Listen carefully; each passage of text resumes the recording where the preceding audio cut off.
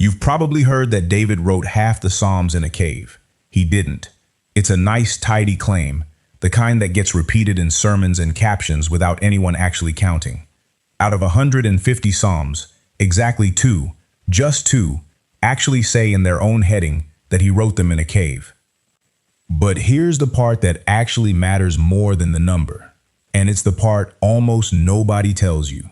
When David wrote those two Psalms, he wasn't alone, not even close. There were about 400 people crammed into that cave with him, and he was still, by his own words, the loneliest man in it. Today we're going to find out what that kind of loneliness is, the kind that happens in a crowded room. Because if you've ever felt it, David already had a word for it 3,000 years before we did. Before the cave, there's a field. 1 Samuel 20.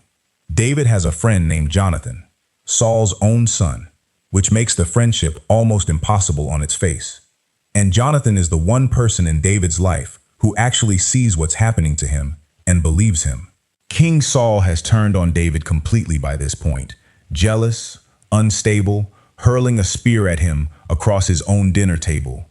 And in that field, Jonathan does something quietly devastating. He confirms it. Your father really is trying to kill you. And then the two of them say goodbye, and Jonathan goes back to the palace, and David goes the other way, alone. I want you to sit with that order of events for a second, because it matters for everything that follows. It's not just that David lost his position, his safety, his home. Before any of that, he lost the one person who fully understood him. Everyone else in his life, from this point forward, will either be hunting him or following him. Nobody left who simply knows him. If you've ever had a friendship end, or a marriage, or a falling out with a parent, right before everything else in your life fell apart, you already know exactly what this field feels like. And it hadn't come out of nowhere. Chapters earlier, 1 Samuel 18 tells you, Saul had already tried to pin David to the wall with a spear, twice, while David was simply playing music for him. Twice, and David dodged, and life at the palace just continued, as if it hadn't happened. That's its own kind of lonely, if you think about it. The people around you can turn violent, and everyone else in the room acts like nothing occurred. So by the time Jonathan confirms in that field that the danger is real and permanent, David isn't hearing new information so much as finally being believed. So David runs. He tries the priest town at Nob for supplies and a weapon, and word gets back to Saul, and 85 priests are executed for having helped him. A detail scripture doesn't soften, and neither will I. People die because he passed through. He tries hiding among the Philistines, his enemies' enemies, the last place anyone would look, and it goes so badly he has to fake insanity to get out alive, scratching at doors, drooling into his beard, in front of a foreign king, just to be dismissed as harmless enough to let go. This is not the shepherd boy turned hero version of the story most of us grew up with. This is a man responsible, even indirectly, for deaths he didn't want, with nowhere left that's safe, and no one left to explain any of it to. And then he finds a cave. You'd think a cave, dark, hidden, out of the way, would finally be the place he's alone with his grief. It's the opposite. It's about to become the most crowded place in the entire story. 1 Samuel 22. David escapes to a place called the Cave of Adullam, and the text tells you, almost in passing, who shows up next. Read that list again slowly. In distress, in debt, discontented. This isn't a militia of volunteers who believe in a cause. This is everyone Israelite society had already given up on. The broke, the desperate, the people nobody else wanted, walking, one by one, into a cave to follow a fugitive. And David, the man with nothing left himself, becomes their captain. 400 people. A cave that was supposed to be a hiding place becomes, almost overnight, a small and very broken nation. That's the physical picture. Me'ara, the cave, packed wall to wall with bodies and firelight and the noise 400 anxious people make. Now hold that image next to this one. One of the two psalms David actually titled In the Cave is Psalm 142, and in the middle of it, surrounded, we now know, by hundreds of people who'd stake their lives on following him, he writes this: "No man cared for my soul. No man was near me. The cave was full of men. No man cared for my soul." Nobody there actually knew him, not the way Jonathan had. They needed a captain. They needed someone to follow. What none of them could give him was the one thing he'd just lost in that field with Jonathan. Somebody who simply understood who he was, underneath the running and the hiding. I used to read this psalm the way I think most people do, picturing David completely by himself, echo in an empty cave, nobody for miles. It wasn't until I actually sat with 1 Samuel 22, right next to Psalm 142, that I realized how wrong that picture was. He wrote, "No man cared for my soul," while surrounded by 400 people who owed him their loyalty. That's not solitude. That's something worse. And think about what those 400 people actually needed from him. They needed food organized, watches set at the cave mouth, disputes settled, morale held together, a broken, frightened, unpredictable group that could turn on each other or on him at any moment. David wasn't free to fall apart in front of them. He was their captain.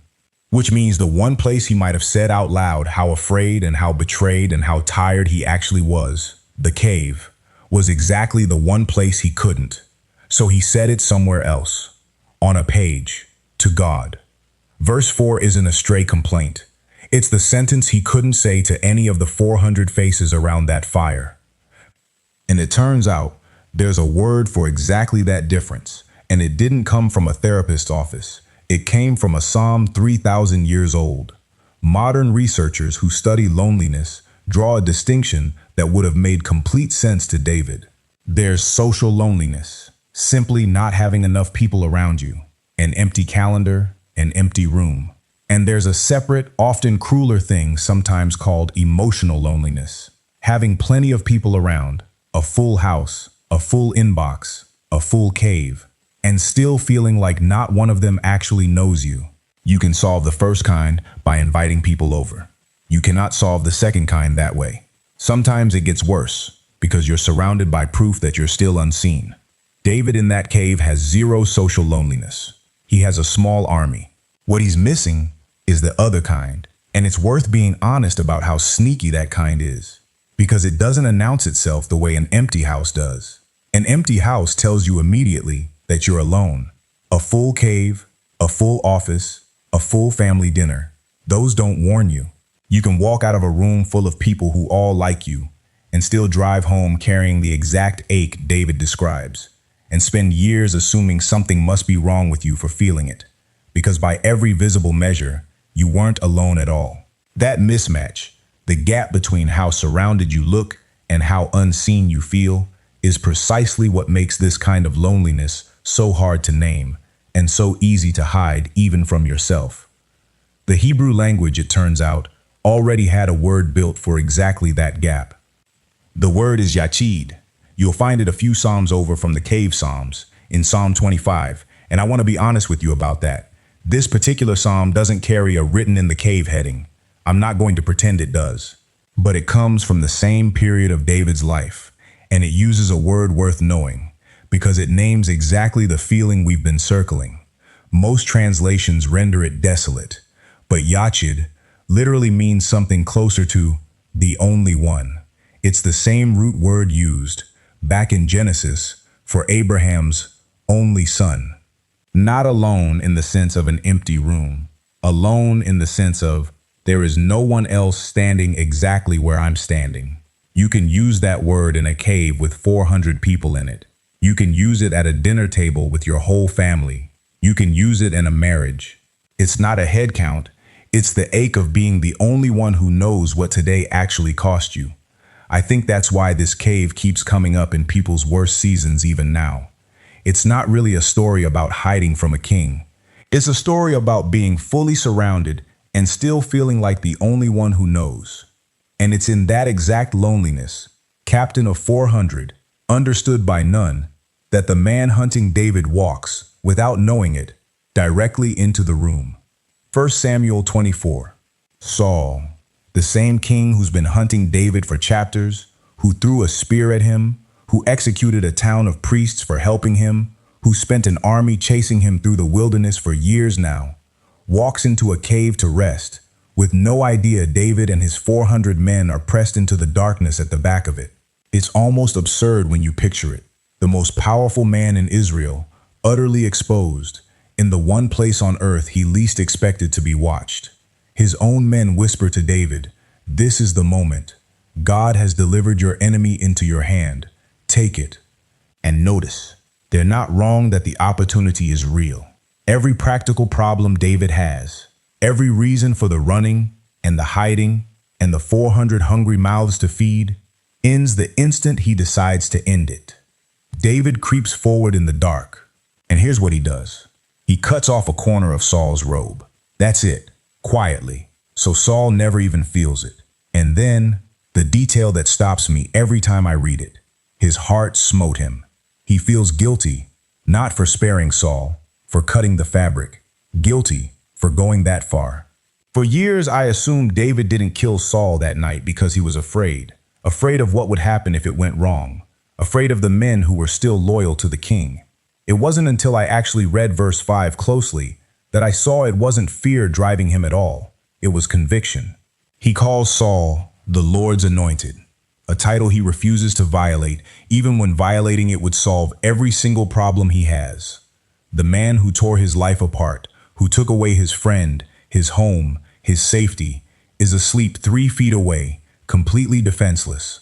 And David decides that who he is matters more than what he could get away with. And there's another layer under the guilt worth sitting with. Saul isn't only his enemy in this cave. He's also the man who once loved him enough to make him his armor-bearer, the king Israel had shouted for at his coronation, Jonathan's father. David's restraint isn't the easy kind, where you spare a stranger. It's the excruciating kind, where sparing the man means keeping alive every complicated piece of history you have with him. That's its own quiet loneliness too, being the only person in the cave who remembers who Saul used to be, while every other man in the dark just sees a target. And it's right after a night like that, restraint that cost him something, in a cave full of people who don't fully see any of what he's carrying, that he picks up whatever he's writing on, and he doesn't perform strength. He does the opposite. Here's how Psalm 142 actually opens. Not with praise, not with a tidy conclusion, but with this. Poured out my complaint, not praised him anyway, not trusted and moved on. Poured out. The Hebrew picture is of liquid emptied out completely. Nothing held back, nothing dressed up for an audience. David, captain of 400 people who need him to look steady, goes somewhere they can't see and says, out loud, exactly how bad it actually is. No man cared for my soul. I'm brought very low. My enemies are stronger than me.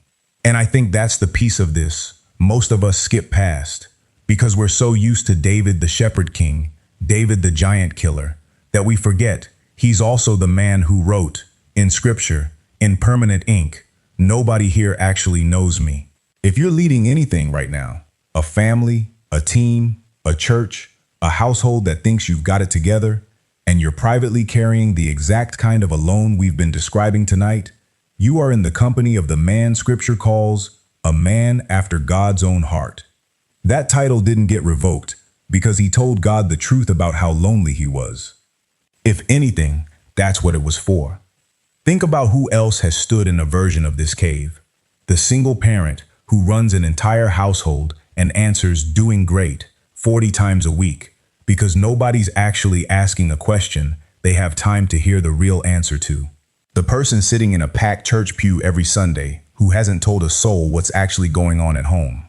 The new employee smiling through a lunch table full of coworkers who still, 6 months in, doesn't have a single person there who'd notice if la transition, the cave opening, a thin shaft of daylight breaking through. So here's the practical shift, and it's simpler than it sounds. Stop translating "I'm fine" every time someone asks. Not to everyone, You don't owe your whole life story to a checkout line, but somewhere, to someone, or honestly, straight to God the way David did here. Say the actual word. Say Yachid if you have to borrow his. The only one who knows what today cost me. Naming it accurately is not weakness.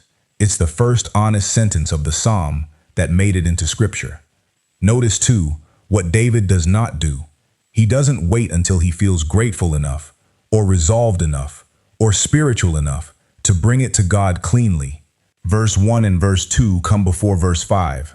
The complaint comes before the refuge. If you've been holding off on being honest in prayer, or with a friend, or a counselor, or a journal page, until you can say it more gracefully, this psalm is permission to skip that step. Pour it out first. Find the refuge after. That's the actual order David used, and scripture kept it, unedited. If any part of this, the friend who left, the crowded room where nobody actually sees you, the version of fine you've been performing, landed on something real in you tonight, tell me in the comments. Even one word. I read every single one, and on a video like this, they usually turn into the most honest room on the internet. And this is where the second cave psalm closes the loop the first one opened. Verse 5. Refuge. In Hebrew, machaseh, not a place you passively end up, but a shelter you deliberately run to, the same word used for a bird gathering its young under its wing. Here's the shape of the whole story, once you see both words side by side. Yachid, the only one, the ache of being surrounded and still unseen, is the wound. Machaseh, refuge, is where David finally puts it down. Notice what he doesn't say. He doesn't say, 400 men are my refuge, even though they are, in a sense, right there with him. He doesn't say the cave itself is his refuge, even though it's kept him alive for months. He says the Lord is being known completely by someone. That's the only thing loneliness has ever actually been asking for. Not more people in the room. One who truly sees you. That's the answer to the loop I opened this video with. The crowded cave kind of lonely doesn't get fixed by adding more people to the cave. You can invite 40 more into that room and still walk out just as unseen. David had 400 and still wrote, "No man cared for my soul." It gets answered the way he answered it, not by more company, but by taking the exact ache no one else could see and putting it somewhere it's finally fully known. One more detail before we close, because I think it matters.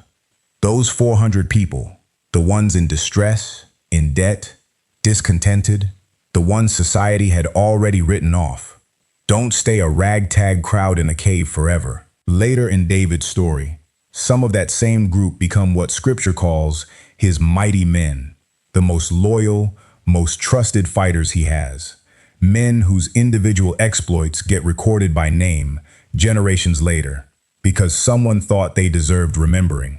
The people nobody wanted became the ones he trusted most, not despite the cave. Partly because of it. Whatever unseen, unglamorous season you're in right now, the one where you feel like the only one who knows how hard it actually is, it's worth asking what it might be quietly building in you, and in whoever else is stuck in it alongside you, even if none of you can see it yet. If you're in your own version of that cave right now, surrounded by people, and still carrying a loneliness none of them can see, the story doesn't say that feeling was a sign something had gone wrong with your faith. It says the man, scripture, holds up as its example, wrote it down in permanent ink, and kept going. 2 psalms. Not half of them, but maybe, out of 150, the 2 that mattered most, because they're the 2 that told the truth. If a story like David's makes you want to see how it all connects, how one man hiding in a cave fits into the whole sweep of scripture, garden to city, we trace that entire thread in one video, and it's right here. Subscribe if you want to keep tracing these threads with us.